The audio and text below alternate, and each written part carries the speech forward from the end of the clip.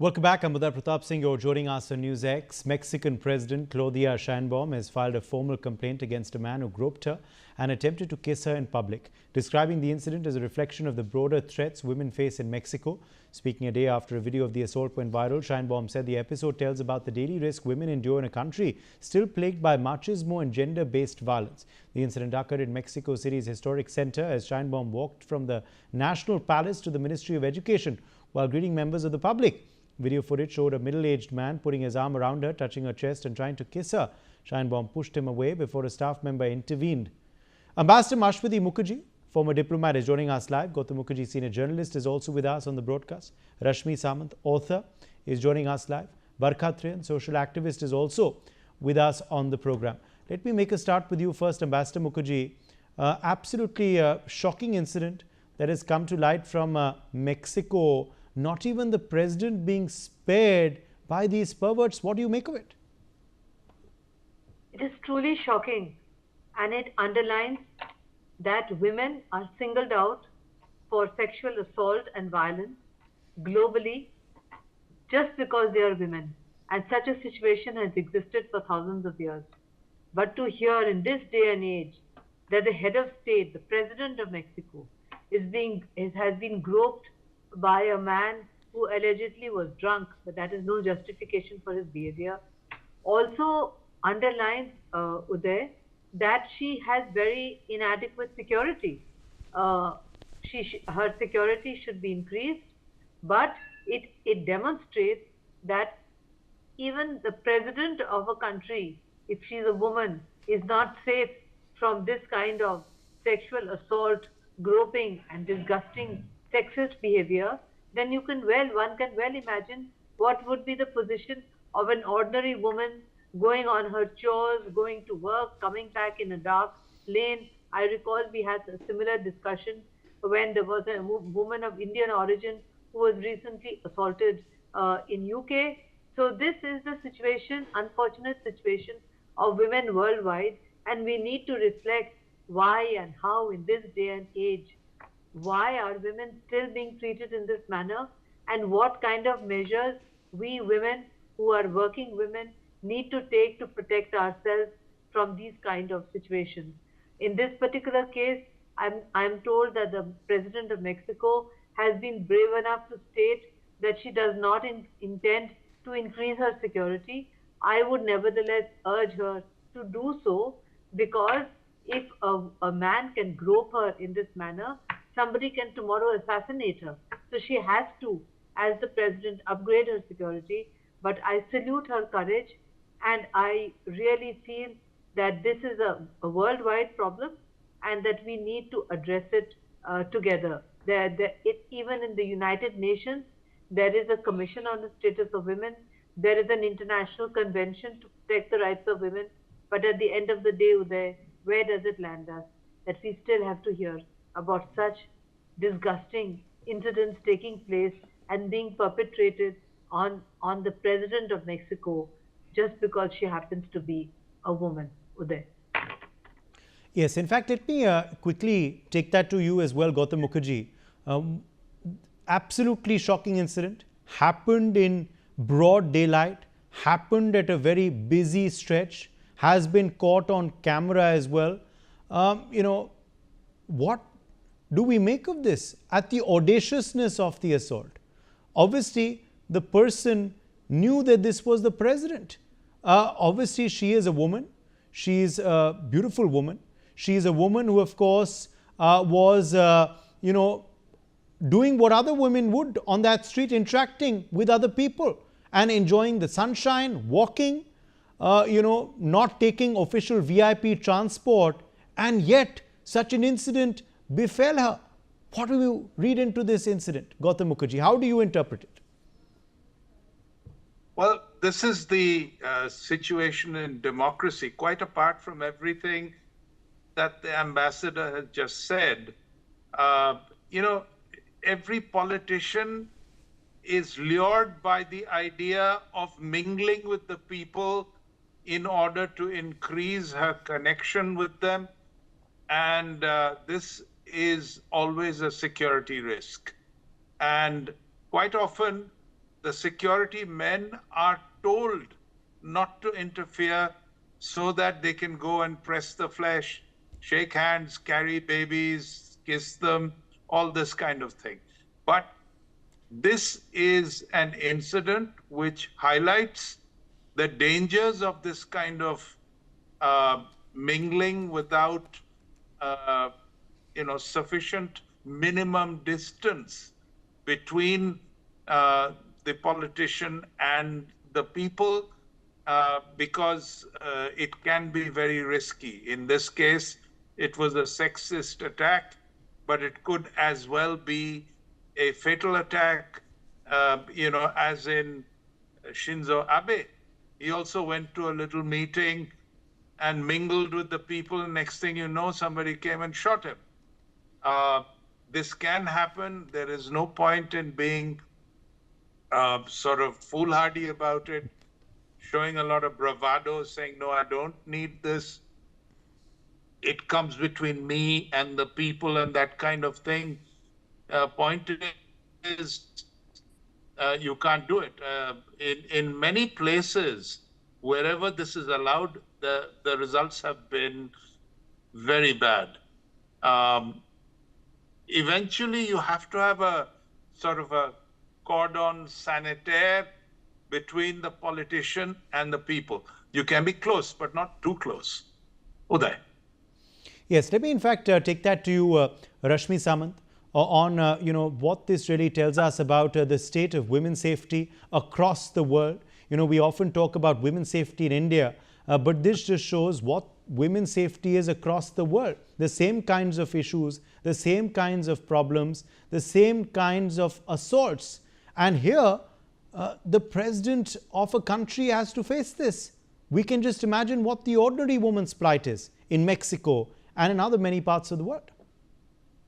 Absolutely. I still remember from my times in London that women would go missing only to be found in the bottom of a river, raped and murdered. And all we would have is local pages on Instagram talking about how we should not use certain parts of the city. And these happen to be Zone 1 London. We are not even talking about Zone 8 or Zone 9. I think safety of women is a worldwide issue. The sort of gender-specific violence that women face, it's truly shameful, and that in the 21st century that we are still talking about this when we are at the cutting edge of technology, breaking barriers each day with what we know about humanity and the world. We also have to have discussions like these. Where the president of a country is being groped in full public. I think that is absolutely shameful. But what it goes on to say is that I'm very glad that I live in India where this is discussed. There is a lot of social outcry, hue and cry that happens whenever there's a crime. Because I have seen this being swept under the carpet in the many Western countries that I have lived in, and that many crimes are taken much more lightly, especially violence against women, as compared to that it is in India. I'm not trying to say that it doesn't exist in India, it does. But society always manages to come forth, the good elements in society always manage to come forth and create the sort of attention, create the sort of conducive environment to ensure that there's justice. But more needs to be done. I won't say that this is where we stop. I hope that we can sort of give a template as to what justice for women is, and what safety looks like. And we are making a lot of progress, and that is my only hope. But the fact that a lot of these crimes do not make headlines on international dailies do not take away from the fact that even in Western countries, the facts do stay the same, and that it's incredibly unsafe for women. And I think it's absolutely sad, because in one direction we are talking about how women need to break barriers, they need to achieve, and we are trying to make that possible. But how is that possible when we hear about such heinous crimes each day? And we are talking about Mexico. The president is being groped, and what does that say about the status of an everyday woman? who doesn't have the same privileged platform or security around her. If it can happen to her, then I think it pains me to think of what can happen to an ordinary woman in Mexico. So I think the world, all the good people in the world really need to come together and address this more strongly. And I'm glad that we are talking about this today here. Barkat Rehan, come in here. On, of course, what you make of this incident that has shocked everyone and also shows us that it's not just India, but across the world, women continue to be unsafe and continue to be victims of such audacious assaults from predators. Uday, I condemn this attack, firstly. This incident is not just shameful, it's a slap on the face of basic human decency.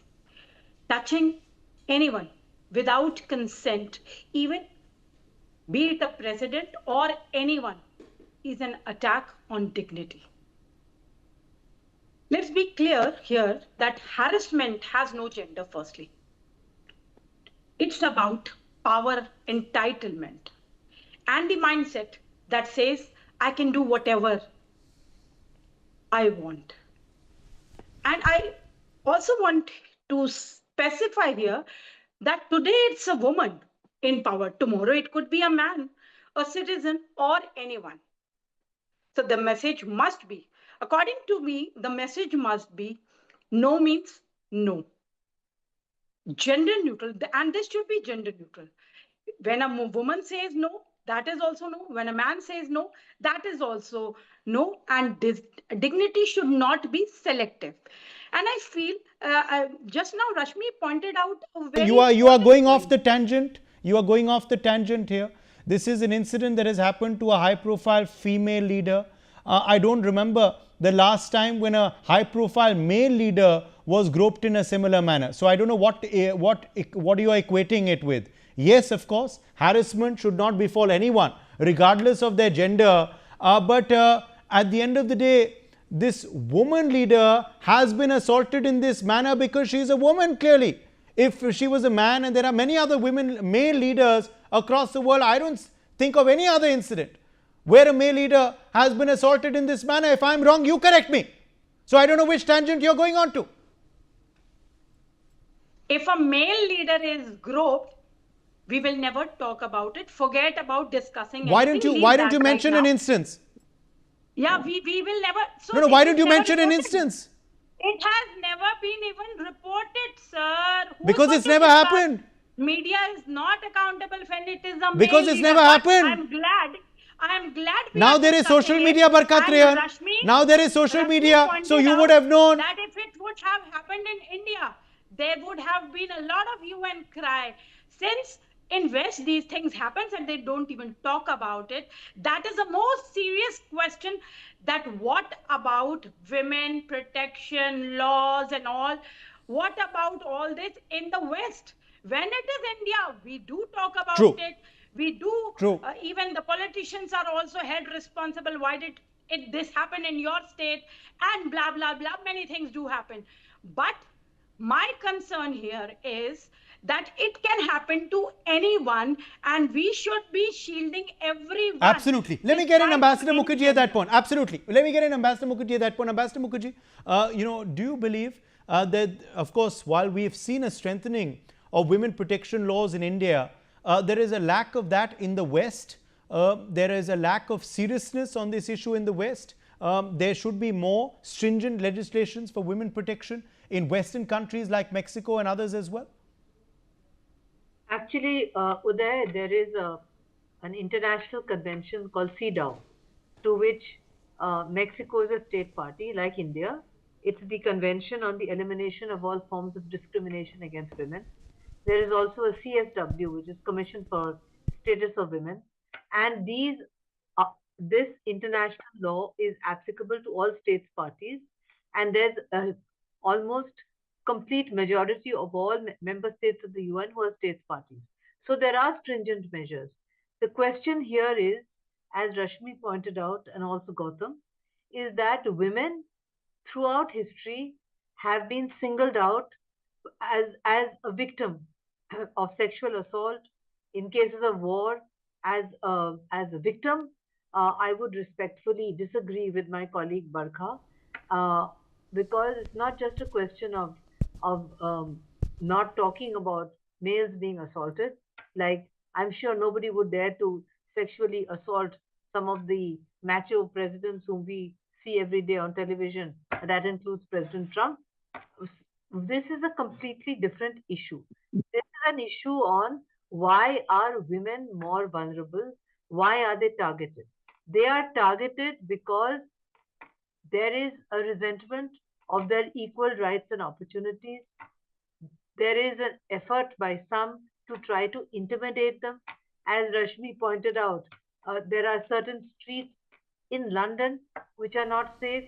When I was posted in New York 86 to 89, I was told that I should not wear a bindi, which is called a Hindu dot, because then there would be gangs of what is called dot busters who would assault me. And from 86 till today, I have never worn a bindi. That shows that in New York City, women have to, like in the rest of the world, by the way, and I don't know whether Rashmi and Barkha will agree with me, but in my professional career, when I have been to places where women don't have equal rights or which are dangerous, I have tried to go with the flow. If I've been told to wear a scarf, I've worn a scarf. If I've been told to dress in a particular way, I have done that because I don't want to make myself prominent so that somebody can sexually assault me. That is what I've always advised and mentored my young colleagues, women diplomats in the Indian Foreign Service. Go with the flow and remember, we are emancipated women, we are professional women, but we have to take extra care because there is this tendency among some men, not all, some men are wonderfully supportive, including my male co-panelists and you were there. But there are some women, there are some men who unfortunately try to target women whom they think need to be intimidated so that they don't think that they are equal to men. We have to keep that in mind and be careful. And what happened in Mexico today is totally shocking. And I must say, I agree with you, Uday. I have never in my professional career of 40 years in the Foreign Service heard of any male head of state being groped.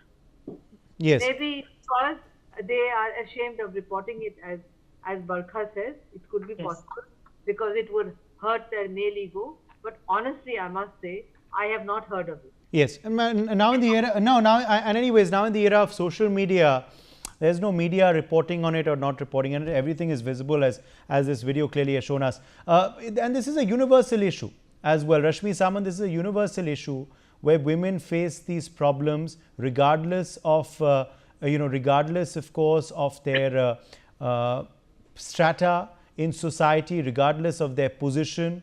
Often, of course, third world countries are singled out for women's safety, like India. But this shows us that it's a global issue. It's a global problem. It's a universal malaise. Absolutely, Uday. During New Year's Eve, you can hear reports of scores of women out in the streets of Nordic countries like Sweden being groped. So Nordic countries in the scheme of ranking and stuff are they're high up. There's nothing better when it comes to any of the social indices when it comes to the Nordic countries. But even there, you have mass reportings of women being groped on New Year's Eve. And I think this is an indicator that there is, a sense of gender based violence that has been prevalent. That is sort of, it's very, so I think it's very disappointing, but it's prevalent, and it's prevalent in every strata of society. Being rich, being educated does not exclude you from it. Being powerful, as in the case of the president, I mean, that also, I mean, she is the head of the state, and she is the head of the government. She is the first, you know I mean, I think saying first lady is a little wrong, but the first sort of citizen of the country. And if she can be groped, what does that say about the rest of the citizenry? I think that is the question we should ask in the 21st century. If the head of a state can be groped, a woman can be groped, then I think that goes on to say about the status of women everywhere in the world. And I think a lot of these statistics, when it comes to the Western countries, is hidden. At Oxford, for instance, when I studied, 2020 was celebrated as 100 years of women at Oxford. So until 1920, they weren't even allowed to be at Oxford, and there were lots of these spaces even post 1920 when they weren't allowed to, common grounds on the university. They weren't allowed to be part of all of the colleges at the university. Only today that sort of equality is coming in, and 100 years is not a long time ago, but if you look at more indigenous civilizations across the world, there has been more parity. I think this whole aspect of gender based discrimination also has its origin in the epistemic way of knowledge creation, the sort of colonial constructs that have been imposed upon Bharat, and somehow we've lost that sense of treating women equally. And this whole, modern movement of equality has in fact bred a sense of hatred among certain sections of society, which has given birth to this sort of gender-based violence. And the more the women do better, the more incentive there is to the sort of targeting that happens. And I think I do agree with Ambassador Mukherjee when she says that, there are so many streets where you have to dress a certain way, so many countries where you're required to dress a certain way. And as an emancipated woman who's free, it is not fair that we are required to do this, but we still do it because we do not want to so-called, attract this unwanted attention. But the very fact that it's the attention, the unwanted attention, that's not being called out, and it's the women who are being asked to be precautionary, is the very symptom. I think very often women themselves, honestly, I feel that if women weren't so precautionary and so forthcoming with how they dressed or how careful they were, the rates of violence that we would see in the world would have been much, much, much, much, much higher. All these instances that you see, it's the woman has nothing to do with it. You Yes. can be well assured that the woman Okay. has dressed her best, taken the best sort of precaution, and despite that, this is happening. And that goes on to show how deep the Now, problem Sheinbaum is. has spoken out on this. She's also pressed charges. Do you believe exemplary punishment is the need of the hour, Gautam Mukherjee, in this case? Should an example be made of this perpetrator and his punishment? Yes, I certainly think, I think that's one of the reasons she's done it.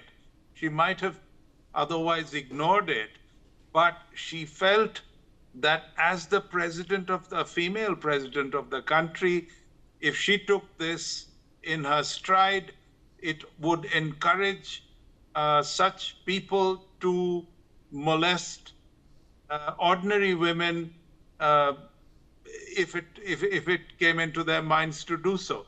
Whereas if he is punished in an exemplary manner, perhaps it will restrain others. Having listened to all the panelists and the sort of basic gender biases and so on that lead to this, I think some of it is also to do with mob mentality when, especially New Year crowds and such like parties where the lights are put out. It is something where people decide that they can misbehave and get away with it.